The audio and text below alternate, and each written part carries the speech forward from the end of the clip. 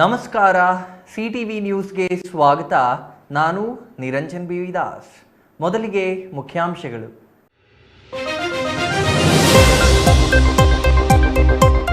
ಕಾರ್ಮಿಕರ ದಿನದಂದು ರಜೆ ಇಲ್ಲದೆ ದುಡಿದ ಕಾರ್ಮಿಕರು. ಚಿಕ್ಕಬಳ್ಳಾಪುರ ತಾಲೂಕು ಕಚೇರಿಯ ಕಂದಾಯ ವಿಭಾಗದ ಹೊರಗುತ್ತಿಗೆ ನೌಕರರಿಂದ ರಜಾ ದಿನವೂ ಕೆಲಸ. ಜಿಲ್ಲೆಯಲ್ಲಿ ಹೆಚ್ಚಾಗುತ್ತಿದೆಯೇ ಸರಗಳ್ಳತನ. ಶಿಡ್ಲಘಟ್ಟ ಸರಗಳ್ಳತನ ಮಾಸುವ ಮುನ್ನವೇ ಚಿಕ್ಕಬಳ್ಳಾಪುರ ಬಸ್ ನಿಲ್ದಾಣದಲ್ಲಿ ಮತ್ತೊಂದು ಕಳ್ಳತನ.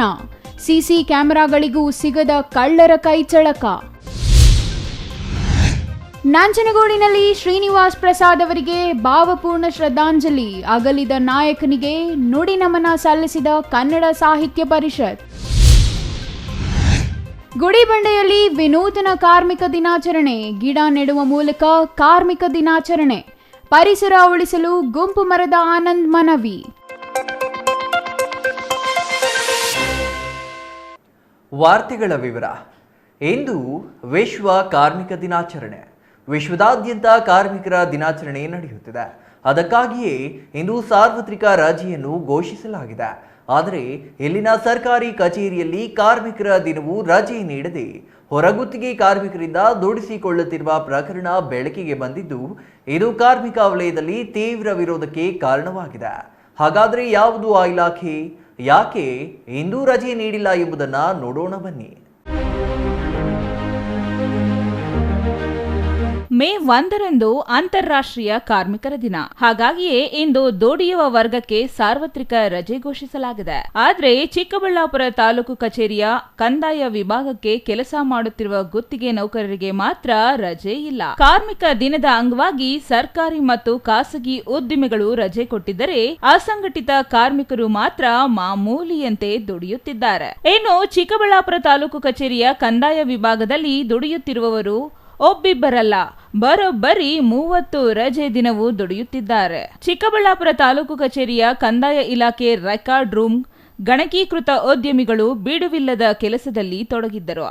ಕಾರ್ಮಿಕರ ದಿನಾಚರಣೆ ಅಲ್ವಾ, ನಿಮಗೆಲ್ಲ ರಜೆ ಇದೆ, ಯಾಕೆ ಇವತ್ತು ಕಚೇರಿಗೆ ಹಾಜರಾಗಿ ಕೆಲಸ ಮಾಡುತ್ತಿದ್ದೀರಿ ಅಂದ್ರೆ, ಸರ್ ಗ್ರೇಡ್ 2 ತಹಶೀಲ್ದಾರ್ ತುಳಸಿ ಮೇಡಮ್ ಚುನಾವಣೆ ಟೈಮಲ್ಲಿ ಕೆಲಸ ಆಗಿಲ್ಲ, ಅದಕ್ಕೆ ಇಂದು ಎಲ್ಲರೂ ಬರಬೇಕು, ರೆಕಾರ್ಡ್ ಸ್ಕ್ಯಾನಿಂಗ್ ಕೆಲಸ ಪೂರ್ತಿ ಮಾಡಬೇಕು ಅಂದ್ರು.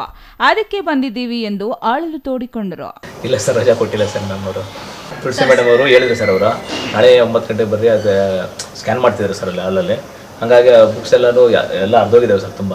ಹಾಗಾಗಿ ನೀಟಾಗಿ ರೆಡಿ ಮಾಡ್ಕೊಡ್ಲಿಕ್ಕೆ ಹೇಳಿದ್ರು ಸರ್. ಅದು 100 ಡೇಸ್ ಅಷ್ಟೇ ಕೊಟ್ಟಿದ್ದಾರೆ. ಅದು 3 ತಿಂಗಳು ಮಾತ್ರ ಕೊಟ್ಟಿದ್ದಾರೆ ಸರ್ ಅದು ಸ್ಕ್ಯಾನಿಂಗ್ ಮಾಡಲಿಕ್ಕೆ. ಹಾಗಾಗಿ ಅಷ್ಟರೊಳಗಾಗಿ ಮುಗಿಸ್ಬೇಕು ಅಂತ ಹೇಳ್ಬಿಟ್ಟು ಹೇಳಿದ್ದಾರೆ. ಮುಗಿಯಲ್ಲ ಸರ್, ಇವತ್ತು ಮುಗಿಯಲ್ಲ ಸರ್.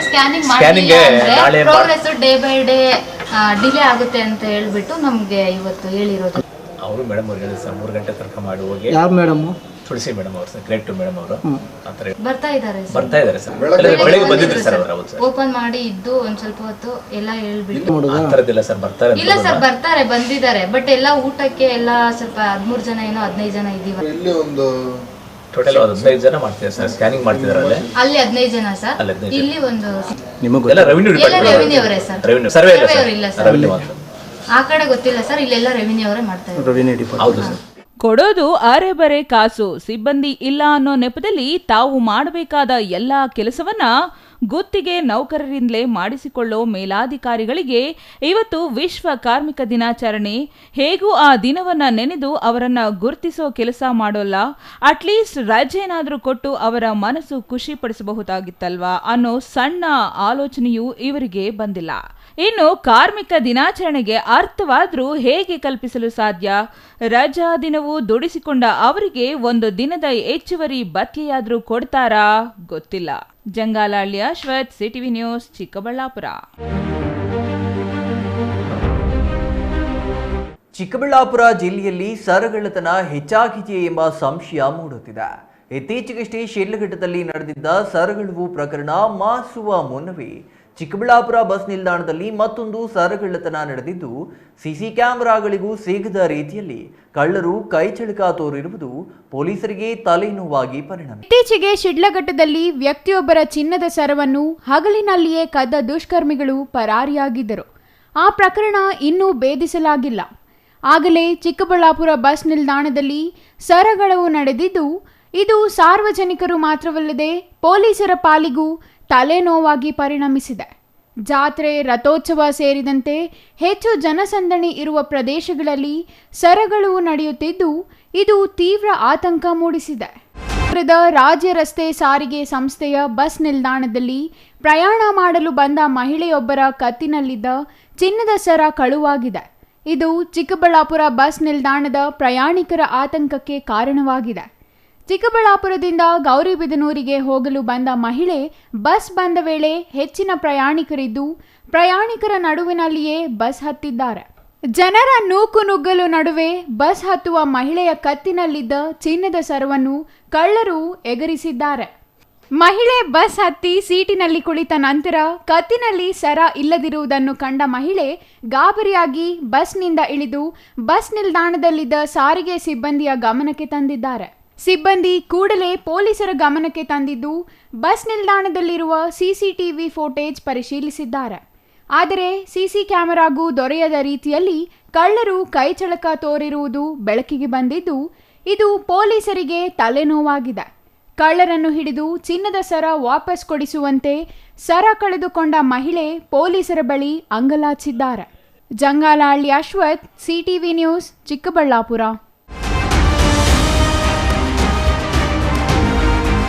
ಶ್ರೀನಿವಾಸ್ ಪ್ರಸಾದ್ ಎಂದರೆ ಸಾಮಾಜಿಕ ನ್ಯಾಯದ ಹರಿಕಾರ ಎಂದು ಜಿಲ್ಲಾ ಪಂಚಾಯಿತಿ ಮಾಜಿ ಸದಸ್ಯ ಹಾಗೂ ಕನ್ನಡ ಸಾಹಿತ್ಯ ಪರಿಷತ್ ಗೌರವಾಧ್ಯಕ್ಷ ಸಿ ಚೇಕರಂಗನಾಯ್ಕ ಹೇಳಿದರು. ನಂಜನಗೂಡು ನಗರದ ಕನ್ನಡ ಸಾಹಿತ್ಯ ಪರಿಷತ್ ಕಚೇರಿಯಲ್ಲಿ ಸಂಸದ ವಿ ಶ್ರೀನಿವಾಸ್ ಪ್ರಸಾದ್ ರವರ ಶ್ರದ್ಧಾಂಜಲಿ ಸಭೆಯಲ್ಲಿ ಮಾತನಾಡಿದ ಅವರು, ಶ್ರೀನಿವಾಸ್ ಪ್ರಸಾದ್ ಅವರನ್ನ ಕಳೆದುಕೊಂಡು ರಾಜ್ಯ ಮತ್ತು ರಾಷ್ಟ್ರಕ್ಕೆ ತುಂಬಲಾರದ ನಷ್ಟ ಉಂಟಾಗಿದೆ ಎಂದರು. ನಂಜನಗೂಡು ಕನ್ನಡ ಸಾಹಿತ್ಯ ಪರಿಷತ್ ಕಚೇರಿಯಲ್ಲಿ ಇಂದು ಆಯೋಜಿಸಿದ್ದ ಶ್ರೀನಿವಾಸ್ ಪ್ರಸಾದ್ ಶ್ರದ್ಧಾಂಜಲಿ ಸಭೆಯಲ್ಲಿ ಮಾತನಾಡಿದ ಕನ್ನಡ ಸಾಹಿತ್ಯ ಪರಿಷತ್ ಗೌರವಾಧ್ಯಕ್ಷ ಚಿಕ್ಕರಂಗನಾಯಕ, ಸಂಸದ ವಿ ಶ್ರೀನಿವಾಸ್ ಪ್ರಸಾದ್ ಅವರು ಸಂಸದರಾಗಿ, ಕೇಂದ್ರ ಮತ್ತು ರಾಜ್ಯ ಸಚಿವರಾಗಿ, ಶಾಸಕರಾಗಿ ಉತ್ತಮ ಜನಪ್ರತಿನಿಧಿಯಾಗಿ ಕೆಲಸ ಮಾಡಿದ್ದಾರೆ. ಸಾಮಾಜಿಕ ನ್ಯಾಯ ಎಂದರೆ ಶ್ರೀನಿವಾಸ್ ಪ್ರಸಾದ್ ಎನ್ನಬಹುದು.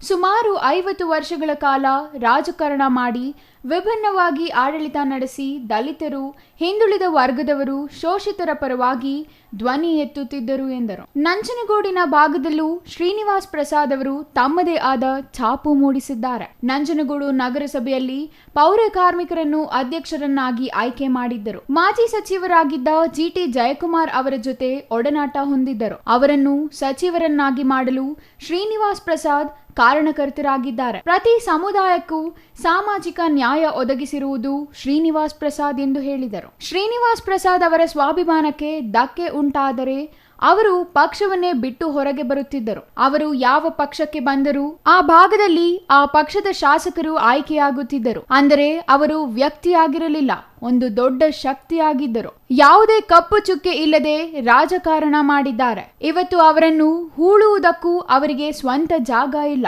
ಅಂಬೇಡ್ಕರ್ ಟ್ರಸ್ಟ್ ನಿಂದ ಅವರ ಅಂತ್ಯ ಸಂಸ್ಕಾರ ಮಾಡಲಾಗಿದೆ. ಇಂತಹ ಶ್ರೀನಿವಾಸ್ ಪ್ರಸಾದ್ ಅವರನ್ನು ನಾವು ಕಳೆದುಕೊಂಡಿದ್ದೇವೆ ಎಂದು ಭಾವುಕರಾದರು. ಶ್ರೀನಿವಾಸ್ ಪ್ರಸಾದ್ ಅವರು ನಮ್ಮನ್ನೆಲ್ಲ ಆಗಲಿರೋದು ಈ ದೇಶ ಮತ್ತು ರಾಜ್ಯ ಈಗ ಈ ದೇಶ ಮತ್ತು ರಾಜ್ಯಕ್ಕೆ ತುಂಬಲಾರದ ನಷ್ಟವಾಗಿದೆ.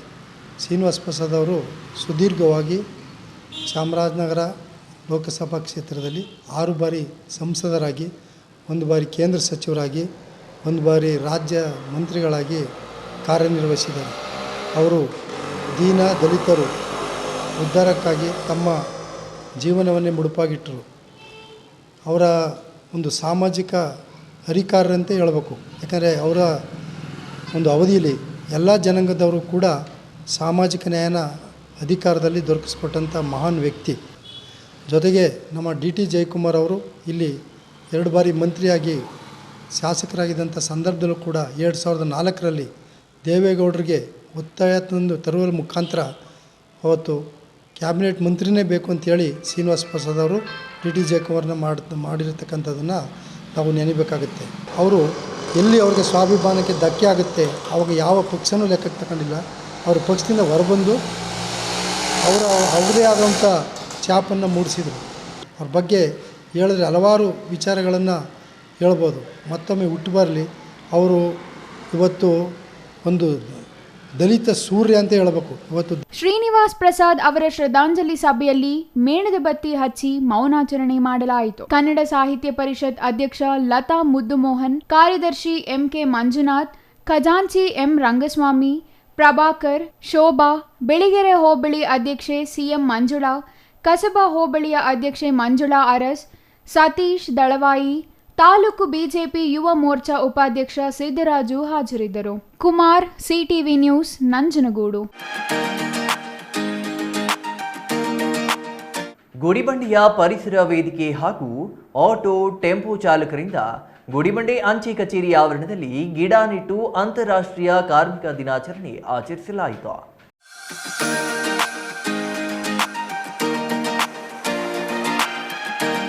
ಗುಡಿಬಂಡೆ ಅಂಚೆ ಕಚೇರಿ ಮುಂದೆ ಆಚರಿಸಿದ ಕಾರ್ಮಿಕ ದಿನಾಚರಣೆಗೆ ಸರ್ಕಾರಿ ಆಸ್ಪತ್ರೆ ವೈದ್ಯ ಡಾಕ್ಟರ್ ನರಸಿಂಹಮೂರ್ತಿ ಮುಖ್ಯ ಅತಿಥಿಯಾಗಿ ಭಾಗವಹಿಸಿ ಗಿಡ ನೆಡುವ ಮೂಲಕ ಕಾರ್ಯಕ್ರಮ ಉದ್ಘಾಟಿಸಿ ಮಾತನಾಡಿ, ಕಾರ್ಮಿಕರ ದಿನಾಚರಣೆಯನ್ನು ವಿಶ್ವದಾದ್ಯಂತ ಆಚರಿಸಲಾಗುತ್ತಿದೆ.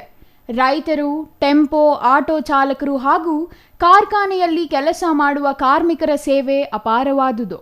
ಕಾರ್ಮಿಕರು ಇಲ್ಲದೆ ದೇಶ ಅಭಿವೃದ್ಧಿ ಪಡೆಯಲು ಸಾಧ್ಯವಿಲ್ಲ.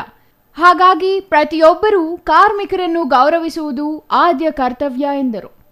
ಗುಡಿಬಂಡೆ ಪೋಸ್ಟ್ ಮಾಸ್ಟರ್ ಆನಂದ್ ಕುಮಾರ್ ಮಾತನಾಡಿ, ದೇಶದ ಪ್ರಗತಿಯಾಗಬೇಕಾದರೆ ಕಾರ್ಮಿಕರಿಂದ ಸಾಧ್ಯ. ಹಾಗಾಗಿ ಅವರನ್ನು ನೆನೆಯುವುದು ನಮ್ಮ ಆದ್ಯ ಕರ್ತವ್ಯ ಎಂದು ತಿಳಿಸಿದರು. ಇವತ್ತಿನ ದಿವಸ ಒಂದು ವಿಶೇಷವಾಗಿರ್ತಕ್ಕಂಥ ಒಂದು ದಿನಾಚರಣೆಯನ್ನು ನಾವು ಮಾಡ್ತಾಯಿದ್ದೀವಿ. ಮೇ 1 ಮೇ ಡೇ ಅಥವಾ ಕಾರ್ಮಿಕ ದಿನಾಚರಣೆ ಅಂತ. ನಮಗೆಲ್ಲರಿಗೂ ಗೊತ್ತಿದೆ, ನಮ್ಮ ದೇಶದ ಬೆನ್ನೆಲುಬು ರೈತರು. ರೈತರೂ ಸಹಿತ ಕಾರ್ಮಿಕರಿಲ್ಲದೇ ಅಗ್ರಿಕಲ್ಚರ್ ಅಂತಕ್ಕಂಥ ಇಂಡಸ್ಟ್ರಿ ನಡೆಯೋಕ್ಕೆ ಸಾಧ್ಯ ಇದೆ. ಅದೇ ರೀತಿಯಾಗಿ ಕಾರ್ಖಾನೆಗಳಲ್ಲಿ ಕೆಲಸ ಮಾಡ್ತಕ್ಕಂಥವ್ರು, ಸ್ವಚ್ಛತಾ ಕಾರ್ಯವನ್ನು ಮಾಡ್ತಕ್ಕಂಥವ್ರು ಎಲ್ಲರೂ ಸಹಿತ ಕಾರ್ಮಿಕರ ಕೆಳಗಡೆ ಬರ್ತಾರೆ. ಇವತ್ತಿನ ದಿವಸ ಅವರೆಲ್ಲರೂ ಸಹಿತ ಒಂದು ಸಂತೋಷದಿಂದ ಅವರೆಲ್ಲ ಕಾಲವನ್ನು ಕಳಿಬೇಕಾಗಿದೆ. ಯಾಕೆಂತ ಹೇಳಿದ್ರೆ ಅವರಿಂದನೇ ಈ ದೇಶ ಉದ್ಧಾರ ಆಗ್ತಾ ಇರ್ತದೆ. ನಾವೆಲ್ಲರೂ ಸಹಿತ ಕಾರ್ಮಿಕರಿಗೆ ಚಿರಋಣಿಯಾಗಿರಬೇಕಾಗಿರ್ತದೆ. ಯಾಕೆಂತ ಹೇಳಿದ್ರೆ ಬೆಳಗ್ಗೆ ಎದ್ದಿದ ತಕ್ಷಣ ನಾವು ಕಸವನ್ನು ಗುಡಿಸ್ತಕ್ಕಂಥವ್ರು ಬರ್ತಾರೆ.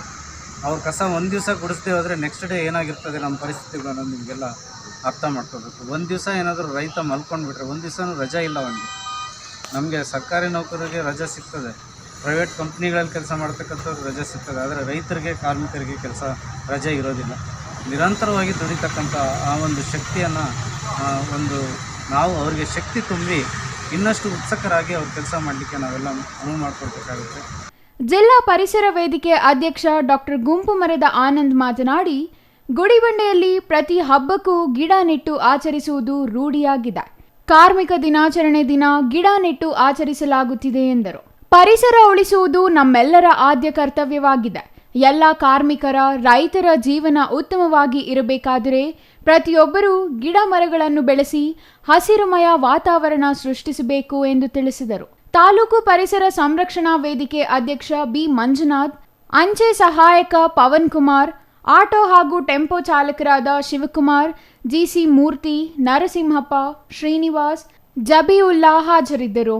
ಕಾರ್ಯಕ್ರಮದ ಕೊನೆಯಲ್ಲಿ ಆದಿನಾರಾಯಣ ನಾಯಕ್ರವರಿಗೆ ಗಿಡ ದತ್ತು ನೀಡಲಾಯಿತು. Jangalahalli Ashwath, CTV news, Chikkaballapur.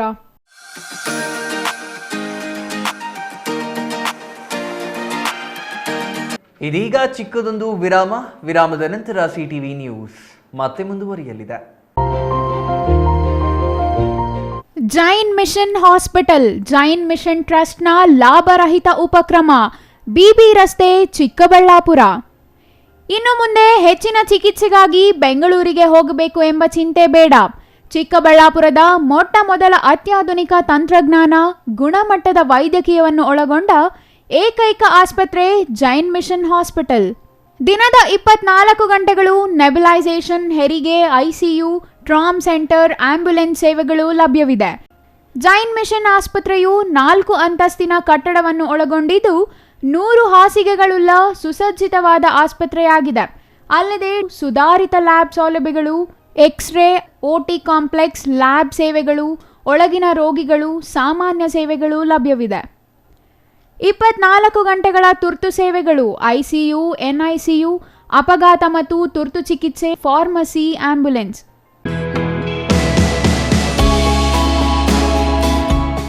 Shri Chamavi party hall, 4ನೇ ಮಹಡಿ, ಶ್ರೀ ಚಾಮವಿ ಕಾಂಪ್ಲೆಕ್ಸ್, ಗೆರಿಯಾ ಶೋರೂಮ್ನ ಮೇಲೆ, ನಂಬರ್ 232T, ಬಿಬಿ ರಸ್ತೆ, ಚಿಕ್ಕಬಳ್ಳಾಪುರ. ನಿಮ್ಮ ಎಲ್ಲ ಶುಭ ಕಾರ್ಯಗಳಿಗೆ ಸುಸಜ್ಜಿತ ಪಾರ್ಟಿ ಹಾಲ್ ಚಿಕ್ಕಬಳ್ಳಾಪುರದಲ್ಲಿ ಸಿದ್ಧ. ಹುಟ್ಟುಹಬ್ಬ, ನಾಮಕರಣ, ಕಾರ್ಯಕ್ರಮ ಯಾವುದೇ ಇರಲಿ, ನಿಮ್ಮ ನಿರೀಕ್ಷೆಗೆ ತಕ್ಕ ಪಾರ್ಟಿ ಹಾಲ್. ನಮ್ಮಲ್ಲಿ ದೊರೆಯುವ ಸೌಲಭ್ಯಗಳು: ವಿಶಾಲವಾದ party hall, 1 dining hall, modern ಅಡುಗೆ ಕೋಣೆ, 300 ಅತಿಥಿಗಳ ಆಸನ ಸಾಮರ್ಥ್ಯ, 2 ಕೊಠಡಿಗಳು ಸಸ್ಯಾಹಾರಿಗಳಿಗೆ ಮಾತ್ರ. ಎಸಿ ಕೇಂದ್ರೀಕೃತ ಪಾರ್ಟಿ ಹಾಲ್, ಪ್ರೊಜೆಕ್ಟರ್ ಮತ್ತು ಪರದೆಯೊಂದಿಗೆ ಸಿದ್ಧವಾಗಿದೆ. ಎಐ ಸ್ಪೀಕರ್ಗಳಿಂದ ಆವೃತ, ಲಿಫ್ಟ್ ಕೂಡ ಲಭ್ಯವಿದೆ. 100 ಕಾರ್ಗಳಿಗೆ ಪಾರ್ಕಿಂಗ್ ವ್ಯವಸ್ಥೆ, ಪವರ್ ಬ್ಯಾಕಪ್ ಜನರೇಟರ್ ಲಭ್ಯ. ಕೂಡಲೇ ಸಂಪರ್ಕಿಸಿ 9916161691 9739702077.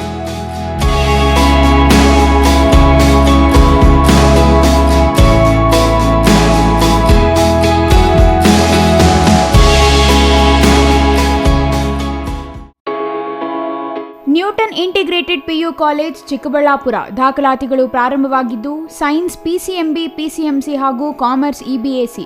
ಅತಿ ಕಡಿಮೆ ಶುಲ್ಕ ಮತ್ತು 20 ವರ್ಷಗಳ ಅನುಭವವಿರುವ ಅಧ್ಯಾಪಕರು. ಸತತ 4 ವರ್ಷಗಳಿಂದ 100% ಫಲಿತಾಂಶ ಪಡೆದಿದ್ದು ಜಿಲ್ಲೆ ಮತ್ತು ತಾಲೂಕಿಗೆ ಪ್ರಥಮ ಸ್ಥಾನವನ್ನು ಪಡೆದುಕೊಂಡಿರುವ ಏಕೈಕ ಸಂಸ್ಥೆ. ಪ್ರತಿನಿತ್ಯ ಸಂಜೆ 5ರಿಂದ 7 ಗಂಟೆವರೆಗೆ ನಿರಂತರ 8 ತಿಂಗಳು ಜೆಡಬ್ಲ್ಯೂ, ನೀಟ್, ಸಿಇಟಿ ತರಗತಿಗಳನ್ನು ನಡೆಸುತ್ತಿದ್ದು ಪ್ರಸ್ತುತ ವರ್ಷದ ಸರ್ಕಾರಿ ಕೋಟಾದಲ್ಲಿ ಶಶಿಪ್ರಸಾದ್ ಮತ್ತು ಮೌನಿಕಾ ಇಬ್ಬರು ವಿದ್ಯಾರ್ಥಿಗಳು ಅಂಬೇಡ್ಕರ್ ಮೆಡಿಕಲ್ ಕಾಲೇಜು ಬೆಂಗಳೂರು ಮತ್ತು ಸುಬ್ಬಯ್ಯ ಮೆಡಿಕಲ್ ಕಾಲೇಜು ಶಿವಮೊಗ್ಗದಲ್ಲಿ ದಾಖಲಾತಿ ಪಡೆದಿರುತ್ತಾರೆ. ಇಂದೇ ನಿಮ್ಮ ಮಕ್ಕಳನ್ನು ಸೇರಿಸಿ. ವಿರಾಮದ ನಂತರ ಸಿಟಿವಿ ನ್ಯೂಸ್ಗೆ ಮತ್ತೆ ಸ್ವಾಗತ. ಕಾರ್ಮಿಕರು ಅಭಿವೃದ್ಧಿಯಾದರೆ ಮಾತ್ರ ದೇಶದಲ್ಲಿ ಬಡತನ ನಿರ್ಮೂಲನೆ ಮಾಡಲು ಸಾಧ್ಯ ಎಂದು ಹಿರಿಯ ವಕೀಲ ಮಂಜುನಾಥ್ ರೆಡ್ಡಿ ಹೇಳಿದ್ರು. ಚಿಂತಾಮಣಿ ನಗರದ ಪತ್ರಕರ್ತರ ಭವನದಲ್ಲಿ ಇಂದು ಕಾರ್ಮಿಕ ದಿನಾಚರಣೆ ಪ್ರಯುಕ್ತ ಟೈಲ್ಸ್, ಗ್ರಾನೈಟ್ ಹಾಗೂ ಕಟ್ಟಡ ನಿರ್ಮಾಣ ಕಾರ್ಮಿಕ ಸಂಘಟನೆಗಳು ಹಮ್ಮಿಕೊಂಡಿದ್ದ ಕಾರ್ಯಕ್ರಮ ಉದ್ಘಾಟಿಸಿ ಅವರು ಮಾತನಾಡಿದರು.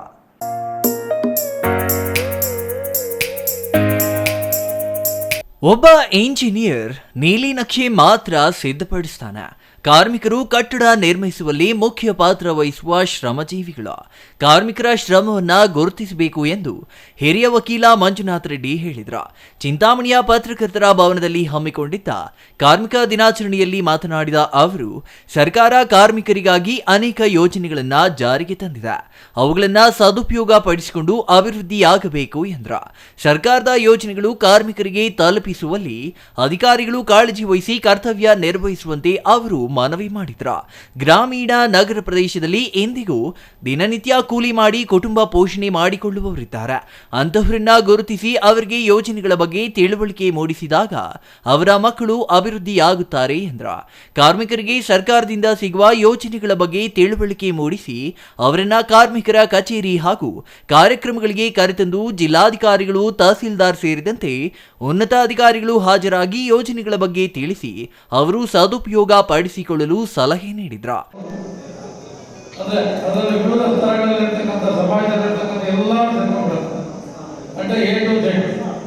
ಎಲ್ಲರನ್ನೂ ನಿರ್ಮಾಣ ಮಾಡತಕ್ಕಂಥ ಒಂದು ವರ್ಗ ಶ್ರಮಜೀವಿಗಳು.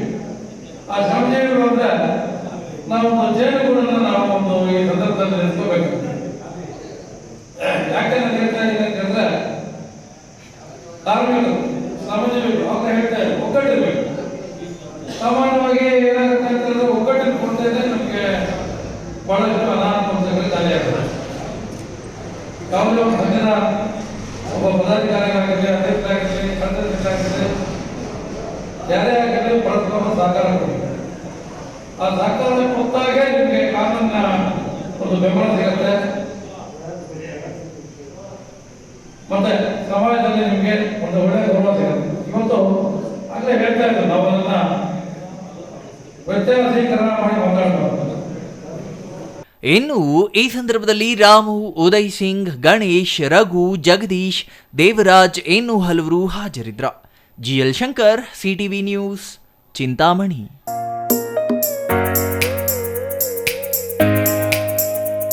ಅಣ್ಣಿಗೇರಿ ಪಟ್ಟಣದ ನವಲಗುಂದ ರಸ್ತೆಯಲ್ಲಿರುವ ಆದಿವಾಸಿ ಹರಣ ಶಿಕಾರಿ ಸಮಾಜದವರಿಂದ ಮೇ 7ರಂದು ನಡೆಯಲಿರುವ ಲೋಕಸಭಾ ಚುನಾವಣೆ ಮತದಾನವನ್ನು ಸಾಮೂಹಿಕವಾಗಿ ಬಹಿಷ್ಕರಿಸಲು ತೀರ್ಮಾನಿಸಲಾಗಿದೆ.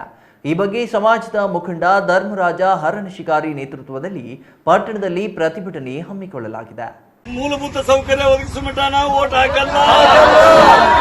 ಧಾರವಾಡ ಜಿಲ್ಲೆಯಲ್ಲಿ ಅಣ್ಣಿಗೇರಿ ಪಟ್ಟಣದಲ್ಲಿ ಈವರೆಗೆ ಆದಿವಾಸಿ ಹರಣ ಶಿಕಾರಿ ಸಮಾಜದವರಿಗೆ ಯಾವುದೇ ಮೂಲ ಸೌಕರ್ಯಗಳು ಸರ್ಕಾರದಿಂದ ದೊರೆಯುತ್ತಿಲ್ಲ. ಈ ಹಿಂದೆ ಬಸವರಾಜ ಬೊಮ್ಮಾಯಿ ಅವರು ಮುಖ್ಯಮಂತ್ರಿಯಾಗಿದ್ದಾಗ ಶಂಕರ್ ಪಾಟೀಲ್ ಮುನೇನಕೊಪ್ಪ ಸಚಿವರಾಗಿದ್ದರು. ಆ ವೇಳೆ ಆದಿವಾಸಿ ಜನಾಂಗಕ್ಕೆ ಕಾಯಂ ಸೂರು ಒದಗಿಸಲು 60 ಲಕ್ಷ ಅನುದಾನ ಬಿಡುಗಡೆಗೊಳಿಸಿದ್ದಾರೆ. ಆದರೆ ಈಗಿನ ಸರ್ಕಾರ ಅದು ನೀಡುತ್ತಿಲ್ಲ ಎಂದು ಸಮಾಜದ ಮುಖಂಡರು ಆರೋಪಿಸಿದ್ದಾರೆ. ಸಮುದಾಯದ ಅಭಿವೃದ್ಧಿಗಾಗಿ ಬಿಡುಗಡೆಯಾದ ಅನುದಾನವನ್ನು ಸಮಾಜದ ಕೆಲಸಗಳಿಗೆ ಉಪಯೋಗಿಸಿಲ್ಲ ಎಂದು ಮುಖಂಡ ಧರ್ಮರಾಜ ಹರನಶಿಕಾರಿ ಆರೋಪಿಸಿದರು. ಸ್ಥಳೀಯ ಆಡಳಿತ ಹಾಗೂ ಸಂಬಂಧಿಸಿದ ಜನಪ್ರತಿನಿಧಿಗಳು ಸಮಾಜಕ್ಕೆ ಕಾಯಂ ಸೂರು ಒದಗಿಸಲು ಮುಂದಾಗಬೇಕು. ಇಲ್ಲವಾದಲ್ಲಿ ಮುಂಬರುವ ಎಲ್ಲ ಚುನಾವಣೆಗಳನ್ನು ಬಹಿಷ್ಕರಿಸುವುದಾಗಿ ಸರ್ಕಾರಕ್ಕೆ ಎಚ್ಚರಿಕೆ ನೀಡಿದ್ದಾರೆ. ಅಣ್ಣಿಗೇರಿಯ ಆದಿವಾಸಿಗಳಾದ ನಾವು ಮುಂಬರುವ ಚುನಾವಣೆಯನ್ನು ನಾವು ನಿರ್ಗಮಿಸಿ ನಾವು ವೋಟಿಂಗ್ ಮಾಡಲಿಕ್ಕೆ ಅಷ್ಟ ಅರ್ಹ ಇದ್ದೇವ. ನಮಗೆ ಇರ್ಲಿಕ್ಕೆ ಸ್ಕೂಲ್ ಇಲ್ಲ, ಇರ್ಲಿಕ್ಕೆ 1 ಎಕರೆ ಜಾಗ ಇಲ್ಲ, 1 ಗುಂಟೆ ಜಾಗ ಇಲ್ಲ. ನಾವು 3 ಸಲ ನಾವು DC ಆಫೀಸಿನ ಮುಂದೆ ಹೋಗಿ ಕೂಡ ನಾವು ಉಪವಾಸ ಸತ್ಯಾಗ್ರಹ ಮಾಡಿದ್ದೇವೆ. ವಿವೇಕಾನಂದ ಸರ್ಕಲ್ದಲ್ಲಿ ನಾವು ಸತ್ಯಾಗ್ರಹ ಮಾಡಿದ್ದೀವಿ. ನಿಮ್ಮನ್ನ ನಾವು ಪ್ಲಾಟ್ ಕೊಡ್ತೇವೆ ಅಂತ ನಮ್ಮನ್ನು ಸುಳ್ಳು ಆಶ್ವಾಸನೆ ಕೊಟ್ಟು ಇವತ್ತಿಗೂ 35 ವರ್ಷದಿಂದ ನಮ್ಮನ್ನು ರಾಜಕಾರಣಿಗಳು ನಮ್ಮನ್ನು ದುರುದ್ದೇಶದಿಂದ ನಮ್ಮನ್ನು ಹೊರಗಿಟ್ಟ ಬರ್ತಾ ಇದ್ದಾರೆ. ಅದಕ್ಕೋಸ್ಕರ ದಯವಿಟ್ಟು ಸನ್ಮಾನ್ಯ ಪ್ರಹ್ಲಾದ್ ಜೋಶಿ ಅವರು ಹಾಗೂ ಮುನೇನಕೊಪ್ಪ ಸಾಹೇಬರು, ಆಮೇಲೆ DC ಅವರು, ತದನಂತರ ನಮ್ಮ ಕೋನ್ ರೆಡ್ಡಿ ಸಾಹೇಬರು, ಇವರೆಲ್ಲರೂ ನಮ್ಮ ಇದಕ್ಕೆ ಬಂದು ನಮ್ಮನ್ನು ಮಾತಾಡಬೇಕಾಗಿ ತಮ್ಮಲ್ಲಿ ಕೇಳ್ಕೊಳ್ತಾ ಇವತ್ತಿನ ದಿವಸ ಸಾಮೂಹಿಕವಾಗಿ ಮತದಾನವನ್ನು ಬಹಿಷ್ಕರಿಸಿದ್ದೇವೆ. ಯಾಕಂದ್ರೆ ನಮ್ಗೆ ಮೂಲಭೂತ ಸೌಕರ್ಯಗಳನ್ನು ದೊರಕ್ತಾ ಇಲ್ಲ ಹಾಗೂ ನಮಗೆ ಒಂದು ಸೂರು ಕಲ್ಪಿಸುವಲ್ಲಿ ಕೇಂದ್ರ ಸರ್ಕಾರ ಆಗಲಿ ಕರ್ನಾಟಕ ಸರ್ಕಾರ ಆಗಲಿ ನಮ್ಮನ್ನು ಇವತ್ತಿಗೂ ವಿಚಾರ ಮಾಡ್ತಾ ಇಲ್ಲ. ಅದಕ್ಕೋಸ್ಕರ ನಾವು ಮತದಾನವನ್ನು ಈ ಸಲ ಬಹಿಷ್ಕಾರ ಮಾಡ್ತೇವೆ ಅಂತ ಪ್ರಮಾಣವಾಗಿ ಹೇಳ್ತಾ ಇದ್ದೇವೆ. ಇದು ಸತ್ಯ ಸತ್ಯ ಸತ್ಯ. ಇನ್ನು ಈ ಸಂದರ್ಭದಲ್ಲಿ ಸಮಾಜದ ಮುಖಂಡರು ಉಪಸ್ಥಿತರಿದ್ದರು. ಪ್ರತಿಭಟನಾ ಸ್ಥಳಕ್ಕೆ ತಹಸೀಲ್ದಾರ್ ರಾಜು ಮಾವರಕರ ಹಾಗೂ ಪುರಸಭೆ ಮುಖ್ಯಾಧಿಕಾರಿ ಪಿ ಶಿವಪ್ರಸಾದ್ ಭೇಟಿ ನೀಡಿ ಮನವೊಲಿಸುವ ಪ್ರಯತ್ನ ಮಾಡಿದರೂ ಯಾವುದೇ ಪ್ರಯೋಜನವಾಗಲಿಲ್ಲ. Kiran Kumar Pujar, CTV news, Annigeri. Vote ಹಾಕಲ್ಲ,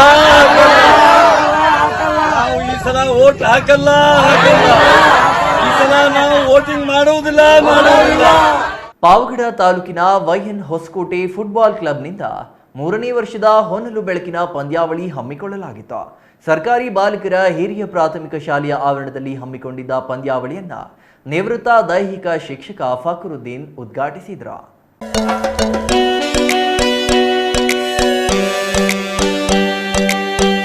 ಫುಟ್ಬಾಲ್ ಪಂದ್ಯಾವಳಿ ಉದ್ಘಾಟಿಸಿ ಮಾತನಾಡಿದ ನಿವೃತ್ತ ದೈಹಿಕ ಶಿಕ್ಷಕ ಫಕ್ರುದ್ದೀನ್, ಮಾನವನ ದೈಹಿಕ ಮತ್ತು ಮಾನಸಿಕ ಆರೋಗ್ಯಕ್ಕಾಗಿ ಕ್ರೀಡೆಗಳು ಮುಖ್ಯ. ಕ್ರೀಡೆಗಳಿಂದ ಮಾನಸಿಕ ಸದೃಢರಾಗಲು ಸಾಧ್ಯ. ಕ್ರೀಡೆಗಳಲ್ಲಿ ಬೆಳೆಯುತ್ತಾ ಗ್ರಾಮಕ್ಕೆ ಮತ್ತು ನಾಡಿಗೆ ಕೀರ್ತಿ ತಂದುಕೊಡುವ ಶಕ್ತಿಯನ್ನು ಯುವಕರು ಹೊಂದಿದ್ದಾರೆ. ಹಾಗಾಗಿ ಕ್ರೀಡಾಕೂಟಗಳು ಸದಾ ನಡೆಯುತ್ತಿರಬೇಕು ಎಂದರು.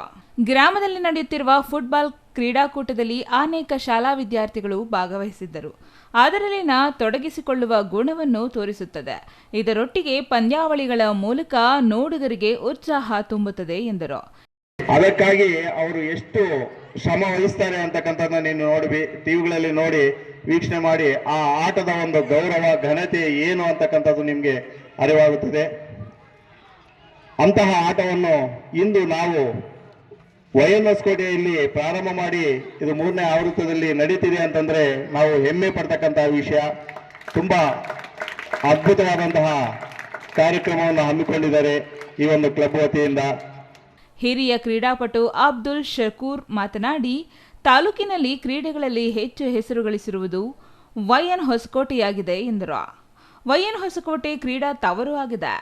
ಇಲ್ಲಿ ತಲೆಮಾರುಗಳಿಂದ ವಾಲಿಬಾಲ್, ಕಬಡ್ಡಿ, ಖೋ ಖೋ ಇತ್ಯಾದಿ ಪಂದ್ಯಾವಳಿಗಳನ್ನು ಆಡುತ್ತಾ ಜನಮನ್ನಣೆ ಗಳಿಸಿವೆ. ಪ್ರಸ್ತುತ ಫುಟ್ಬಾಲ್ ಪಂದ್ಯಾವಳಿಗಳು ನಡೆಯುತ್ತಿದ್ದು ಗ್ರಾಮದ ಕ್ರೀಡಾ ಇತಿಹಾಸದಲ್ಲಿ ಸೇರ್ಪಡೆಯಾಗುತ್ತಿದೆ. ಜನತೆ ಈ ಕ್ರೀಡೆಗೂ ಹೆಚ್ಚು ಪ್ರೋತ್ಸಾಹ ನೀಡಬೇಕು ಎಂದರು. ಕ್ರೀಡಾಪಟುಗಳಾದ HG ಮಂಜುನಾಥ, ಶಿಕ್ಷಕ ಹನುಮಂತರಾಯಪ್ಪ, ಮನೋಜ್ ಕುಮಾರ್ ಈ ಸಮಯದಲ್ಲಿ ಹಾಜರಿದ್ದರು. Pavagada Kondappa, CTV news, Pavagada.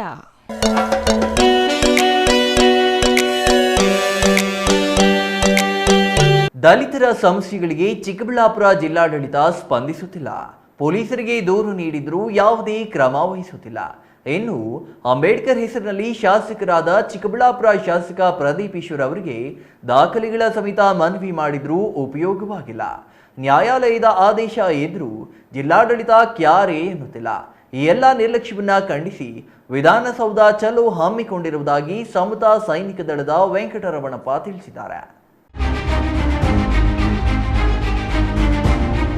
ಚಿಕ್ಕಬಳ್ಳಾಪುರದ ಪತ್ರಕರ್ತರ ಭವನದಲ್ಲಿ ಇಂದು ನಡೆದ ಸುದ್ದಿಗೋಷ್ಠಿಯಲ್ಲಿ ಮಾತನಾಡಿದ ಸಮತಾ ಸೈನಿಕ ದಳದ ವೆಂಕಟರಮಣಪ್ಪ, ಮಂಚೇನಹಳ್ಳಿ ತಾಲೂಕಿನ ಬಂದರಹಳ್ಳಿಯಲ್ಲಿ ದಲಿತರಿಗೆ ಪ್ರತಿನಿತ್ಯ ನರಕ ತೋರಿಸಲಾಗುತ್ತಿದೆ. ಸ್ಮಶಾನದಲ್ಲಿರುವ ಸಮಾಧಿಗಳನ್ನೇ ನಾಶ ಮಾಡಲಾಗಿದೆ.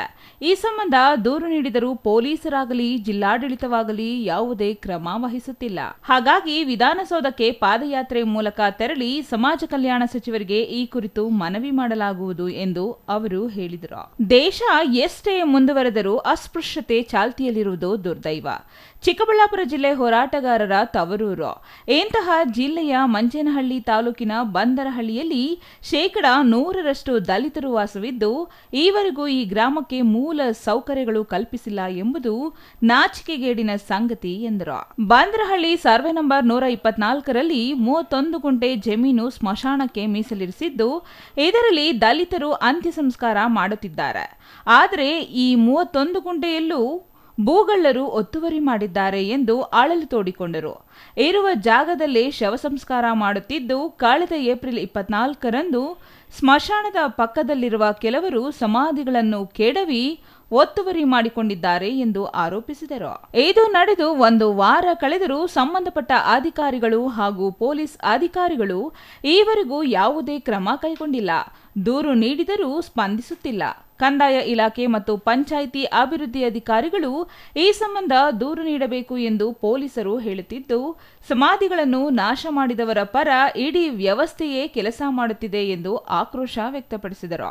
ಬಂದರಹಳ್ಳಿಗೆ ಮೂಲ ಸೌಲಭ್ಯ ನೀಡಬೇಕೆಂದು ಹೈಕೋರ್ಟಿನಲ್ಲಿ ದಾವೆ ಹೂಡಿದ್ದು 2020ರಲ್ಲಿಯೇ 4 ತಿಂಗಳ ಒಳಗೆ ಗ್ರಾಮಕ್ಕೆ ಮೂಲ ಸೌಕರ್ಯ ಕಲ್ಪಿಸಲು ನ್ಯಾಯಾಲಯ ಆದೇಶ ನೀಡಿದೆ. ಆದರೂ ಚಿಕ್ಕಬಳ್ಳಾಪುರ ಜಿಲ್ಲಾ ಆಡಳಿತ ನ್ಯಾಯಾಲಯದ ಆದೇಶ ಪಾಲಿಸುತ್ತಿಲ್ಲ. ಇನ್ನು ಚಿಕ್ಕಬಳ್ಳಾಪುರ ಶಾಸಕ ಪ್ರದೀಪ್ ಈಶ್ವರ್ ಅವರ ಗಮನಕ್ಕೆ ಗ್ರಾಮದ ದಲಿತರ ಸಮಸ್ಯೆ ತಂದರೂ ಈವರೆಗೆ ಗಮನ ಹರಿಸಿಲ್ಲ. ಅಂಬೇಡ್ಕರ್ ಹೆಸರಿನಲ್ಲಿ ಶಾಸಕರಾದವರು ಇದೇ ರೀತಿ ವರ್ತಿಸಿದರೆ ದಲಿತರ ನೆರವಿಗೆ ಬರುವವರಾದರೂ ಯಾರು ಎಂದು ಅವರು ಪ್ರಶ್ನಿಸಿದರು. ಚಿಕ್ಕಬಳ್ಳಾಪುರ ಜಿಲ್ಲೆ ಮಂಚೇನಹಳ್ಳಿ ತಾಲೂಕಿನ ಬಂದರಹಳ್ಳಿ ಗ್ರಾಮದಲ್ಲಿ 100% ಇರತಕ್ಕಂಥ ದಲಿತರ ವಾಸವಾಗಿರತಕ್ಕಂಥ ಬಂದರಹಳ್ಳಿ ಗ್ರಾಮದಲ್ಲಿ ಸ್ವತಂತ್ರ ಪೂರ್ವ ಕಾಲದಿಂದನೂ ಈಗಲೂ ಸಹ ಯಾವುದೇ ರೀತಿ ಮೂಲಭೂತ ಸೌಲಭ್ಯಗಳಿಲ್ಲ ಅಂತ ಹೇಳಿಬಿಟ್ಟು ನಾವು ಎಲ್ಲ ಕಡೆ ಹೋರಾಟ ಮಾಡಿ ಯಾರೂ ಸಕಾರಾತ್ಮಕವಾಗಿ ಸ್ಪಂದಿಸದೇ ಇರತಕ್ಕಂಥ ಕಾರಣಕ್ಕಾಗಿ ನಮ್ಮ ನಾರಾಯಣಪ್ಪ ಅನ್ನೋರು ಹೈಕೋರ್ಟ್ಗೆ ಹೋಗಿ 2020ರಲ್ಲಿ ಈ ಗ್ರಾಮಕ್ಕೆ ಮೂಲಭೂತ ಸೌಲಭ್ಯಗಳು ಒದಗಿಸಬೇಕು ಅಂತ ಹೇಳ್ಬಿಟ್ಟು ಆದೇಶ ತಂದಿದ್ದಾರೆ. ಮೊನ್ನೆ 24ನೇ ತಾರೀಕು ಅಲ್ಲಿ ಇರ್ತಕ್ಕಂಥ ದಲಿತರ ಸ್ಮಶಾನಗಳನ್ನು ಸಹ ಕೆಡವಿಬಿಟ್ಟು ಅಕ್ವೈರ್ ಮಾಡ್ಕೊಂಡಿದ್ದಾರೆ. ಇದ್ರ ಬಗ್ಗೆ ಇದುವರೆಗೂ ಯಾವುದೇ ರೀತಿ ಕೇಸ್ ಆಗಿಲ್ಲ, ಅವ್ರನ್ನ ಬಂಧಿಸಿಲ್ಲ, ಏನೂ ಮಾಡಿಲ್ಲ.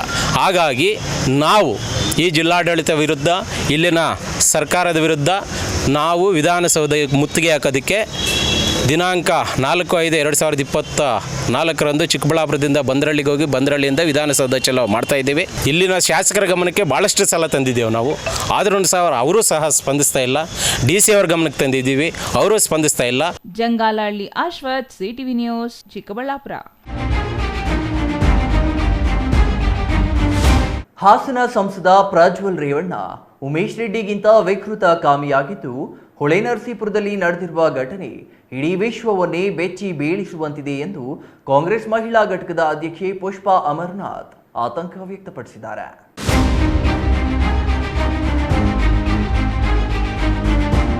ಮೋದಿ ಪರಿವಾರದಲ್ಲಿ ಕೇವಲ ಅತ್ಯಾಚಾರಿಗಳು ಕೊಲೆಗಡುಕರಿದ್ದಾರೆ. ಉಮೇಶ್ ರೆಡ್ಡಿಗಿಂತ ವಿಕೃತ ಕಾಮಿ ಪ್ರಜ್ವಲ್ ರೇವಣ್ಣನೇ ಇರಬಹುದು ಎಂದು ಕಾಂಗ್ರೆಸ್ ಮಹಿಳಾ ಘಟಕದ ಅಧ್ಯಕ್ಷೆ ಪುಷ್ಪಾ ಅಮರನಾಥ್ ಹೇಳಿದ್ದಾರೆ. ಪ್ರಜ್ವಲ್ ಘಟನೆ ಪ್ರಪಂಚವನ್ನೇ ಬೆಚ್ಚಿ ಬೀಳಿಸುವ ದಾರುಣ ಘಟನೆಯಾಗಿದ್ದು, ಮನುಷ್ಯರು ಈ ರೀತಿ ನಡೆದುಕೊಳ್ತಾರಾ ಅಂತ ಪ್ರಶ್ನೆ ಮೂಡ್ತಿದೆ ಎಂದ್ರ. ಬಿಜೆಪಿ ಮಹಿಳೆಯರ ಸಬಲೀಕರಣ ಮಾಡ್ತೀವಿ ಅಂತ ಅಧಿಕಾರಕ್ಕೆ ಬಂದಿರುವ ಪಕ್ಷ, ಹೀಗಾಗಿ ಹೆಣ್ಣು ಮಕ್ಕಳನ್ನ NDA ನಾಯಕರಿಂದ ರಕ್ಷಿಸಬೇಕಿದೆ. ಬೇಟಿ ಬಚಾವೋ ಬೇಟಿ ಪಡಾವೋ ಅವರ ಸ್ಲೋಗನ್ ಅರ್ಥವೇ ಇದೆ. ಬಿಜೆಪಿಗರಿಂದ ಆರೋಪಿಯನ್ನ ರಕ್ಷಿಸುವ ಪ್ರಯತ್ನ ನಡೆಯುತ್ತಿದೆ. ದೇಶ ಬಿಟ್ಟು ಹೋಗೋಕೆ ಸಹಕಾರ ಮಾಡಿದವರು ಯಾರೆಂಬ ಬಗ್ಗೆ ತನಿಖೆಯಾಗಬೇಕು, ಆರೋಪಿಗೆ ತಕ್ಕ ಶಿಕ್ಷೆಯಾಗಬೇಕು ಎಂದು ಒತ್ತಾಯಿಸಿದ್ರ. ಹೆಣ್ಮಕ್ಕಳಿಗೆ ಯಾವುದೇ ಜಾತಿ ಧರ್ಮವಿಲ್ಲ, ಹೆಣ್ಣು ಮಕ್ಕಳೇ ಒಂದು ಜಾತಿ. NDA ನಾಯಕರು ತಾಳಿಯ ಪ್ರಾಮುಖ್ಯತೆ ಬಗ್ಗೆ ತಿಳಿದು ಮಾತನಾಡಬೇಕು. ಮೋದಿ ತಾಳಿಯ ಬಗ್ಗೆ ಮಾತನಾಡಿದ್ರು ತಾರಾ, ಶ್ರುತಿ, ಮಾಳವಿಕಾ ಸೇರಿ ಯಾವ ಬಿಜೆಪಿ ಮಹಿಳಾ ನಾಯಕರು ಈ ಬಗ್ಗೆ ಮಾತನಾಡಲ್ಲ. ಬಿಜೆಪಿಗರಿಗೆ ಮಹಿಳೆಯರು ಭೋಗದ ವಸ್ತುವಾಗಿದ್ದಾರೆ. ಸಂತ್ರಸ್ತ ಮಹಿಳೆಯರ ಬದುಕು ಕತ್ತಲೆಯಲ್ಲಿ ಇದೆ ಎಂದು ಹೇಳಿದ್ರ. ಪ್ರಧಾನಿಗಳು ತಾಯಿ ಸ್ಥಾನದಲ್ಲಿರುವ ಸಂತ್ರಸ್ತ ಮಹಿಳೆಯರಿಗೆ ಭರವಸೆ ಕೊಡಬೇಕಿತ್ತು. ಪ್ರಜ್ವಲ್ ರೇವಣ್ಣ ಪೆನ್ ಡ್ರೈವ್ ವಿಷಯದಲ್ಲಿ ಬಿಜೆಪಿಗರು ಯಾಕೆ ಮೌನವಾಗಿದ್ದಾರೆ? ನೇಹಾ ಹತ್ಯೆಯಾದಾಗ ರಾಜ್ಯದಾದ್ಯಂತ ಪ್ರತಿಭಟನೆ ಮಾಡಿಸುವ ಬಿಜೆಪಿಗರು ಈಗ ಎಲ್ಲಿದ್ದಾರೆ? ಪ್ರಜ್ವಲ್ ರೇವಣ್ಣಗೆ ಪೆನ್ ಡ್ರೈವ್ ಹಾರ ಹಾಕಿ ಸ್ವಾಗತ ಮಾಡ್ತೇವೆ ಎಂದು ಬೀದರ್ನಲ್ಲಿ ಮಹಿಳಾ ಕಾಂಗ್ರೆಸ್ ರಾಜ್ಯಾಧ್ಯಕ್ಷೆ ಪುಷ್ಪಾ ಅಮರನಾಥ್ ವಾಗ್ದಾಳಿ ನಡೆಸಿದ್ರ. ಪರಿವಾರ ಅಂತ ಹೇಳ್ತಾರೆ. ಮೋದಿ ಕ ಪರಿವಾರ ಯಾರಿರೋದಂದ್ರೆ ಇಂತಹ ಅತ್ಯಾಚಾರಿಗಳು, ಕೊಲೆಗಡುಕರು ಇಂಥವರೇ ಇರೋದು. ಇಂಥವ್ರ ರಕ್ಷಣೆಗೆನೆ ಬಿಜೆಪಿ ಕೇಂದ್ರ ಸರ್ಕಾರ ನಿಂತಿದೆ. ಇದಕ್ಕೆ ಸಾಕಷ್ಟು ಉದಾಹರಣೆಗಳಿದ್ದಾವೆ. ಉಮೇಶ್ ರೆಡ್ಡಿ ಅಂತ ಇರ್ಬೋದು, ವಿಕೃತ ಕಾಮಿ ಅಂತೇಳಿ ಅವನು ಸರಣಿ ಕೊಲೆಗಳನ್ನ ನಾವು ನೋಡಿದ್ವಿ. ಅವನಿಗಿಂತಲೂ ಏನಾದ್ರು 1000 ಪಟ್ಟು ಏನಾದ್ರು ವಿಕೃತ ಕಾಮಿಯಾಗಿ ಇವತ್ತೇನಾದ್ರೂ ಜೀವಂತವಾಗಿ ಅವರು ಜೀವಂತ ಸತ್ತಂಗ್ ಮಾಡಿರ್ತಕ್ಕಂತಹ ಏನಾದ್ರೂ ವಿಕೃತ ಕಾಮಿ ಇದ್ರೆ ಇವನೇ ಇರ್ಬೋದು ಅಂತ ಅನ್ಸುತ್ತೆ. ಅವ್ರು ಬರ್ಲಿ, ಅವ್ರನ್ನ ಗೌರವದಿಂದ ಪೆನ್ ಡ್ರೈವ್ ಹಾರ ಹಾಕಿ ಕರ್ಸ್ಕೊತೀವಿ. ಪೆನ್ ಡ್ರೈವ್ ಹಾರದ ವೆಲ್ಕಮ್ ಮಾಡ್ತೀವಿ. NDA ಅಂತ ನಾನು ನೇರವಾಗಿ ಒಬ್ರು ನಾಯಕರು ಕೂಡ ಇದರ ವಿಚಾರವಾಗಿ ಒಂದೇ ಒಂದು ಪ್ರತಿಕ್ರಿಯೆಯನ್ನ, ಮಾನವೀಯತೆ ದೃಷ್ಟಿಯಿಂದ ಅಟ್ಲೀಸ್ಟ್ ಒಂದೇ ಒಂದು ಪ್ರತಿಕ್ರಿಯೆಯನ್ನ ನೀಡಿಲ್ಲ. ಹೇಳಕ್ಕೆ ಇವ್ರದ್ದು ನಾರಿ ಶಕ್ತಿ, ನಾವು ಏನು ಮಹಿಳೆಯರ ಸಬಲೀಕರಣ ಮಾಡ್ತೀವಿ, ಮಹಿಳೆಯರ ಪರವಾಗಿರ್ತೀವಿ ಅಂತೇಳಿ ಅಧಿಕಾರಕ್ಕೆ ಬಂದಂತ ಪಕ್ಷ ಇದು. ಇವತ್ತು ನಾರಿ ಸಮ್ಮಾನ್ ಅಂತ ಒಂದು ಪ್ರೋಗ್ರಾಮ್ ಇದೆ ಅವ್ರದ್ದು ಯೋಜನೆ.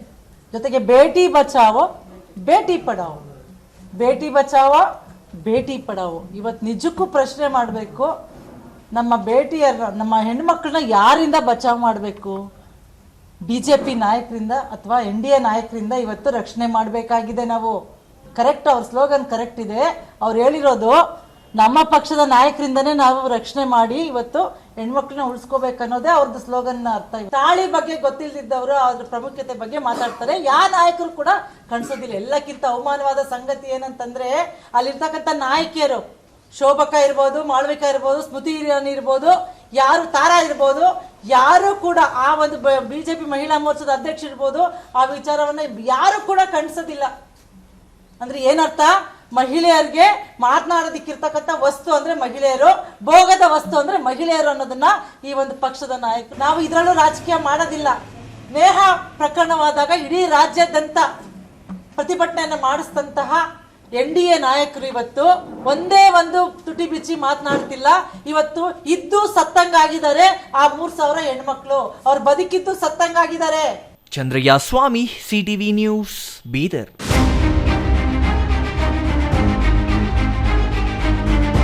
ಶಿಡ್ಲಘಟ್ಟ ತಾಲೂಕಿನ ಮೇಲೂರು ಗ್ರಾಮದಲ್ಲಿ ಧರ್ಮರಾಯ ಸ್ವಾಮಿ ದ್ರೌಪದಮ್ಮನವರ 36ನೇ ವರ್ಷದ ಹೂವಿನ ಕರಗ ಶ್ರದ್ಧಾಭಕ್ತಿಯಿಂದ ಆಚರಿಸಲಾಯಿತು.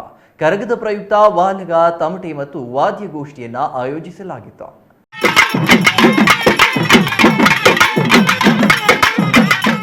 ಶಿಡ್ಲಘಟ್ಟ ತಾಲೂಕಿನ ಮೇಲೂರಿನಲ್ಲಿ ನಡೆದ ಕರಗವನ್ನು ಸಿದ್ದಣ್ಣನವರ ಮಗ MS ಅಭಿಲಾಷ್ ರಾತ್ರಿಯಿಡೀ ಕಾರಗ ಹೊತ್ತು ತಮಟೆ ವಾದನದೊಂದಿಗೆ ಊರೆಲ್ಲ ಸುತ್ತಿದಾಗ ದಾರಿಯುದ್ದಕ್ಕೂ ಮಲ್ಲಿಗೆ ಹೂಗಳನ್ನು ಅರ್ಪಿಸಿ ಆರತಿ ಬೆಳಗುತ್ತಿದ್ದರು. ಕೆಲವೆಡೆ ಕಾರಗದ ಆಗಮನಕ್ಕಾಗಿ ರಸ್ತೆಯ ಮೇಲೆಲ್ಲ ರಂಗವಲ್ಲಿಯನ್ನು ಬಿಡಿಸಲಾಗಿತ್ತು. ಪಾರಿಮಳಯುಕ್ತ ಮಲ್ಲಿಗೆ ಹೂವಿಂದ ಅಲಂಕರಿಸಲಾದ ಕರಗ ಸುವಾಸನೆ ಬೀರುತ್ತಾ ಇಡೀ ಊರು ಸುತ್ತು ಹಾಕಿತ್ತು. ಹೂವಿನ ಕರಗಕ್ಕೂ ಮೊದಲು ಅನೇಕ ಧಾರ್ಮಿಕ ವಿಧಿವಿಧಾನಗಳು ನಡೆದವು. ಕರಗದ ಕುಂಟೆ ಹಾಗೂ ಶಕ್ತಿಪೀಠಗಳಲ್ಲಿ ನಡೆಯಿತು. ವೀರಕುಮಾರರು, ಗೌಡರು, ಗಣಾಚಾರಿ, ಗಂಟೆ ಪೂಜಾರರು ಹಾಗೂ ಚೌಕಾದಾರರು ಶಕ್ತಿಪೀಠದಲ್ಲಿ ಕರಗಕರ್ತ ಪೂಜಾರಿಯನ್ನು ಕರಗ ಧರಿಸುವುದಕ್ಕೆ ಧಾರ್ಮಿಕ ಸಂಪ್ರದಾಯಗಳನ್ನು ಅಣಿಗೊಳಿಸಿದರು. ದ್ರೌಪದಮ್ಮನವರಿಗೆ ಕಲ್ಯಾಣೋತ್ಸವ, ಬಳೆ ತೊಡಿಸುವ ಶಾಸ್ತ್ರ, ಆಲು ಬಣ್ಣದ ಸುವಾಸನೆ ಬೀರುವ ಸುಂದರ ಹೂ ಮಲ್ಲಿಗೆ ಕರಗ ಕಳಿಸುವು ಸೇರಿದಂತೆ ಎಲ್ಲೆಡೆ ಭಕ್ತಿ ಭಾವವನ್ನು ಸೃಜಿಸಿತ್ತು. ವೀರಕುಮಾರರ ಹಾರಗಳಿಂದ ಹಿಡಿದು ಕರಗದ ಎಲ್ಲ ಉತ್ಸವಗಳನ್ನು ಮಲ್ಲಿಗೆ ಹೂಗಳಿಗೆ ಮೊದಲ ಆದ್ಯತೆ ನೀಡಲಾಗಿತ್ತು. ಗ್ರಾಮದ ಧರ್ಮರಾಯಸ್ವಾಮಿ ದೇವಾಲಯದಲ್ಲಿ ವಿಶೇಷ ಪೂಜೆಯನ್ನು ಶಾಸ್ತ್ರೋಕ್ತವಾಗಿ ಜರುಗಿಸಲಾಯಿತು. ಇನ್ನು ಈ ಸಮಯದಲ್ಲಿ ಶಾಸಕ BN ರವಿಕುಮಾರ್, ವಕ್ನಿಕುಲ ಕ್ಷತ್ರಿಯರ ಟ್ರಸ್ಟ್ ಸದಸ್ಯರು ಮತ್ತಿತರರು ಹಾಜರಿದ್ದರು. ಛಾಯಾ ರಮೇಶ್, CTV ನ್ಯೂಸ್, ಶಿಡ್ಲಘಟ್ಟ.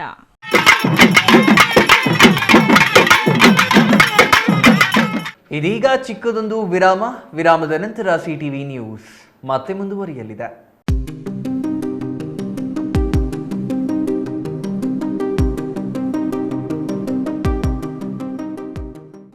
ಪ್ರಕೃತಿ ವಿದ್ಯಾನಿಕೇತನ ಶಾಲೆ ಕರ್ನಾಟಕ ಸರ್ಕಾರದಿಂದ ಮಾನ್ಯತೆ ಪಡೆದಿದೆ. ಪ್ರಶಾಂತ್ ನಗರ KSRTC ಬಸ್ ಡಿಪೋ ಹಿಂಭಾಗ, ಚಿಕ್ಕಬಳ್ಳಾಪುರ. ಚಿಕ್ಕಬಳ್ಳಾಪುರ ತಾಲೂಕಿನ ನಾಗರಿಕರಿಗೆ ಒಂದು ಸುವರ್ಣಾವಕಾಶ. ದಾಖಲಾತಿ ಪ್ರಾರಂಭವಾಗಿದೆ. ಪ್ರೀ ನರ್ಸರಿ, LKG, UKG ಹಾಗೂ 1ನೇ ತರಗತಿಯಿಂದ 10ನೇ ತರಗತಿಯವರೆಗೆ ನಮ್ಮ ಶಿಕ್ಷಣ ಸಂಸ್ಥೆಯ ವೈಶಿಷ್ಟ್ಯಗಳು: ನುರಿತ ಅರ್ಹತೆಯುಳ್ಳ ಹಾಗೂ ಅನುಭವಿ ಪದವೀಧರ ಶಿಕ್ಷಕರ, LKGಯಿಂದಲೇ ಕಂಪ್ಯೂಟರ್ ಶಿಕ್ಷಣ, ಮಕ್ಕಳಿಗೆ ಉತ್ತಮ ಶಾಲಾ ಬಸ್ ವ್ಯವಸ್ಥೆ, ನಾಟಕ, ಸಂಗೀತ, ನೃತ್ಯ, ಯೋಗ ತರಗತಿಗಳ ಮೂಲಕ ಮಕ್ಕಳಿಗೆ ಪಠ್ಯೇತರ ಚಟುವಟಿಕೆಗಳಲ್ಲಿ ಆಸಕ್ತಿ ಮೂಡಿಸುವುದು, ಪ್ರತ್ಯೇಕ ಪ್ರಯೋಗಾಲಯ ಮತ್ತು ಉತ್ತಮ ಆಟದ ಮೈದಾನ, ಮಕ್ಕಳ ಬೌದ್ಧಿಕ ಹಾಗೂ ದೈಹಿಕ ಬೆಳವಣಿಗೆಗೆ ಸಹಕಾರಿಯಾಗುವ ಅತ್ಯುತ್ತಮ ಗುಣಮಟ್ಟದ ಗ್ರಂಥಾಲಯ, ಪ್ರತಿ ತರಗತಿಯಲ್ಲೂ CC ಕ್ಯಾಮೆರಾ ಅಳವಡಿಕೆ, ಸ್ಮಾರ್ಟ್ ಅಂಡ್ ಇಂಟರ್ನೆಟ್ ತರಗತಿಗಳ ಮೂಲಕ ನೂತನ ವಿಧಾನದಿಂದ ಕಲಿಕೆಯಲ್ಲಿ ಹಿಂದುಳಿದ ಮಕ್ಕಳಿಗೆ ವಿಶೇಷ ತರಗತಿ ಏರ್ಪಡಿಸಲಾಗುವುದು. ಹೆಚ್ಚಿನ ವಿವರಗಳಿಗಾಗಿ ಸಂಪರ್ಕಿಸಿ YV ಆನಂದ್, MSc, ಕಾರ್ಯದರ್ಶಿ, ಪ್ರಾಂಶುಪಾಲರು. ಮೊಬೈಲ್ ಸಂಖ್ಯೆ 081526273003 9448963255 9845497729.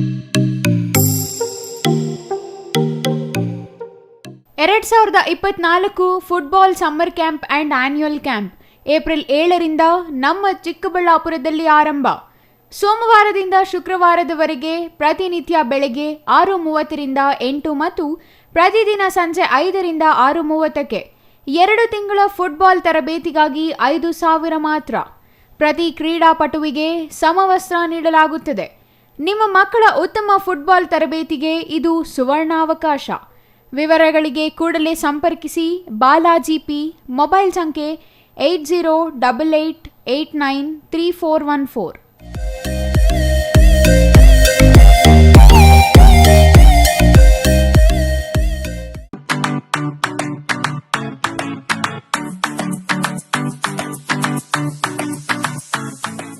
ವಿಷಯ ಗೊತ್ತಾಯ್ತಾ? ಮನೆ ಇಂಟೀರಿಯರ್ಸ್ಗೂ ಸಹ ಇವಾಗ EMI ಪೇ ಮಾಡಬಹುದು. ಮನೆ ಕಚ್ಚಿದ ಮೇಲೆ ಇಂಟೀರಿಯರ್ಗೆ ತುಂಬಾನೇ ತಲೆ ಕೆಡ್ಸ್ಕೊತೀವಿ. ಯುನೀಕ್ ಆಗಿರ್ಬೇಕು, ಡಿಫ್ರೆಂಟ್ ಆಗಿರ್ಬೇಕು, ಮಾಡರ್ನ್ ಆಗಿರ್ಬೇಕು ಅಂತ. ಇದಕ್ಕೆಲ್ಲ ಒಂದು ಸೂಪರ್ ಸೊಲ್ಯೂಷನ್ ಕೊಡಬೇಕು ಅಂದ್ರೆ SMH hardware and innovations Chikkaballapur. ಇಡೀ ಬ್ಯಾಂಗ್ಳೂರಲ್ಲಿ ಕಂಪೇರ್ ಮಾಡಿದ್ರೆ ಇವ್ರು ಕೊಡೋ ರೇಟ್ಸ್ ತುಂಬಾನೇ ಅಫೋರ್ಡಬಲ್. ಇವ್ರದೇ ಆದಂತ ಸ್ವಂತ ಮ್ಯಾನುಫ್ಯಾಕ್ಚರಿಂಗ್ ಯೂನಿಟ್ ಇದೆ. Make in India 25 years of experience. 80% of their clients ಬ್ಯಾಂಗ್ಳೂರಲ್ಲೇ ಇರೋದು. ನಿಮ್ ಮನೆಗೆ ಬಂದು ವಿಸಿಟ್ ಮಾಡಿ ನಿಮ್ಗೆ ನೀಟ್ ಆಗಿ ಡಿಸೈನ್ ಮತ್ತು ಎಕ್ಸ್ಪ್ಲನೇಷನ್ ಮಾಡಿ ಯಾವ ತರ ಮಾಡಬಹುದು ಅಂತ ಕ್ಲಾರಿಟಿನೂ ಕೊಡ್ತಾರೆ. ಇಂಟೀರಿಯರ್ಸ್ ಗೆ ಬೇಕಿರೋ ಎಲ್ಲ ಐಟಮು ಇವ್ರ ಹತ್ರ ಸಿಗುತ್ತೆ. You will get it at the very best price ಅಂತಾನೆ ಹೇಳ್ಬೋದು. ಮನೆ ಹೊಸಲಿಂದ ಹಿಡಿದು ಹಾಲ್, ಬೆಡ್ರೂಮ್, ಕಿಚನ್ ಎಲ್ಲಾನು ಇವ್ರ ಹತ್ರ ನೀಟ್ ಆಗಿ ಡಿಸೈನ್ ಮಾಡ್ಕೋಬಹುದು. ಈ ವಿಡಿಯೋನ ಬೇಗ ನಿಮ್ ಫ್ರೆಂಡ್ಸ್ ಅಂಡ್ ಫ್ಯಾಮಿಲೀಸ್ಗೆ ಶೇರ್ ಮಾಡಿ, ತುಂಬಾನೇ ಯೂಸ್ ಆಗುತ್ತೆ.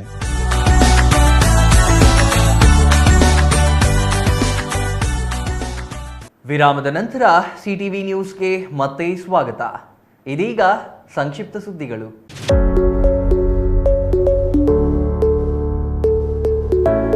ವಿಶ್ವ ಕಾರ್ಮಿಕರ ದಿನಾಚರಣೆ ಪ್ರಯುಕ್ತ ಸಂವಿಧಾನ ಶಿಲ್ಪಿ ಅಂಬೇಡ್ಕರ್ ಅವರಿಗೆ ಕಾರ್ಮಿಕರಿಂದ ಗೌರವ ಸಮರ್ಪಣೆ ಮಾಡಲಾಯಿತು. ಅರಸೀಕೆರೆ ನಗರದ ದ್ವಿಚಕ್ರ ವಾಹನ ದುರಸ್ತಿದಾರರ ಸಂಘದಿಂದ ವಿಶ್ವ ಕಾರ್ಮಿಕರ ದಿನಾಚರಣೆ ಪ್ರಯುಕ್ತ ಅಂಬೇಡ್ಕರ್ ವೃತ್ತದಲ್ಲಿರುವ ಅಂಬೇಡ್ಕರ್ ಅವರ ಪ್ರತಿಮೆಗೆ ಮಾಲಾರ್ಪಣೆ ಮಾಡಿ ಕೇಕ್ ಕತ್ತರಿಸುವ ಮೂಲಕ ಸಿಹಿ ಹಂಚಿಕೆ ಮಾಡಲಾಯಿತು.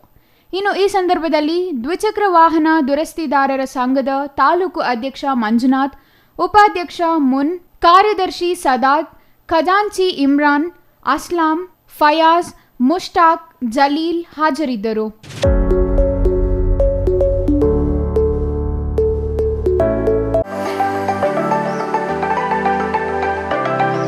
ಪಾವಗಡ ತಾಲೂಕಿನ ಪೋದಗಾನಹಳ್ಳಿಯಲ್ಲಿ ಸಂವಿಧಾನ ಶಿಲ್ಪಿ ಅಂಬೇಡ್ಕರ್ ಅವರ 133ನೇ ಜಯಂತಿ ಹಾಗೂ ಡಾಕ್ಟರ್ ಜಗಜೀವನರಾಮ್ 117ನೇ ಜಯಂತಿಯನ್ನು ವಿಜೃಂಭಣೆಯಿಂದ ಆಚರಿಸಲಾಯಿತು. ಕಾರ್ಯಕ್ರಮದಲ್ಲಿ ಮಾರಪ್ಪ ಮಾತನಾಡಿ, ತಳ ಸಮುದಾಯಗಳ ಪ್ರಗತಿಗೆ ಶಿಕ್ಷಣ ಅಗತ್ಯ. ಸ್ವಾತಂತ್ರ್ಯ ಪೂರ್ವದಲ್ಲಿನ ಸ್ಥಿತಿಗತಿ ಇಂದು ಬದಲಾಗಿದೆ. ಅಂಬೇಡ್ಕರ್ ಅವರು ಒದಗಿಸಿಕೊಟ್ಟ ಸಂವಿಧಾನದ ಬದಲಾಗಿ ಇಂದು ನಾವು ಸಾಕ್ಷರರಾಗಿದ್ದೇವೆ ಎಂದರು. ಜಯಂತಿಯ ಅಂಗವಾಗಿ ವಿದ್ಯಾರ್ಥಿಗಳಿಗೆ ಕಲಿಕಾ ಪರಿಕರಗಳನ್ನು ವಿತರಿಸಲಾಯಿತು. ಕಾರ್ಯಕ್ರಮದ ಬಳಿಕ ಗ್ರಾಮದ ಪ್ರಮುಖ ರಸ್ತೆಗಳಲ್ಲಿ ಅಂಬೇಡ್ಕರ್ ಭಾವಚಿತ್ರ ಮೆರವಣಿಗೆ ತೆರಳಿದ್ದು, ಮಹಿಳೆಯರು ಪೂರ್ಣಕುಂಭ ಹಾಗೂ ನೃತ್ಯ, ಇತರೆ ಸಾಂಸ್ಕೃತಿಕ ಕಾರ್ಯಕ್ರಮಗಳು ನಡೆಯಿತು. ಬಿಹೊಸಳ್ಳಿ ಮಲ್ಲಿಕಾರ್ಜುನ, ದುರ್ಗಪ್ಪ, ಪೃಥ್ವಿ, ಪಾತಣ್ಣ, ರಾಮಕೃಷ್ಣ, ಶೋಭನ್ ಬಾಬು, ರಾಮಂಜಿ ಮತ್ತಿತರರು ಹಾಜರಿದ್ದರು. ಕೊನೆಯದಾಗಿ ಮತ್ತೊಮ್ಮೆ ಮುಖ್ಯಾಂಶಗಳು.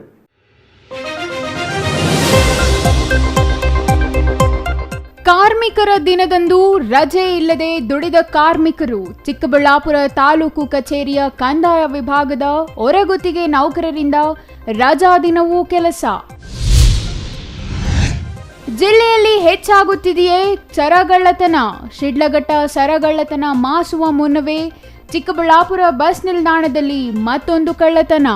ಸಿಸಿ ಕ್ಯಾಮೆರಾಗಳಿಗೂ ಸಿಗದ ಕಳ್ಳರ ಕೈಚಳಕ.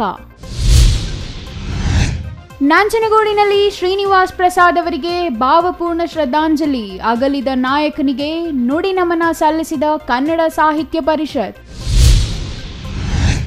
ಗುಡಿಬಂಡೆಯಲ್ಲಿ ವಿನೂತನ ಕಾರ್ಮಿಕ ದಿನಾಚರಣೆ. ಗಿಡ ನೆಡುವ ಮೂಲಕ ಕಾರ್ಮಿಕ ದಿನಾಚರಣೆ. ಪರಿಸರ ಉಳಿಸಲು ಗುಂಪು ಮರದ ಆನಂದ್ ಮನವಿ. ಇದಿಷ್ಟು ಈ ಹೊತ್ತಿನ ಸುದ್ದಿ. ನೋಡ್ತಾ ಇರಿ CTV ನ್ಯೂಸ್, ಇದು ನಿಮ್ಮ ಜೊತೆಗಾರ.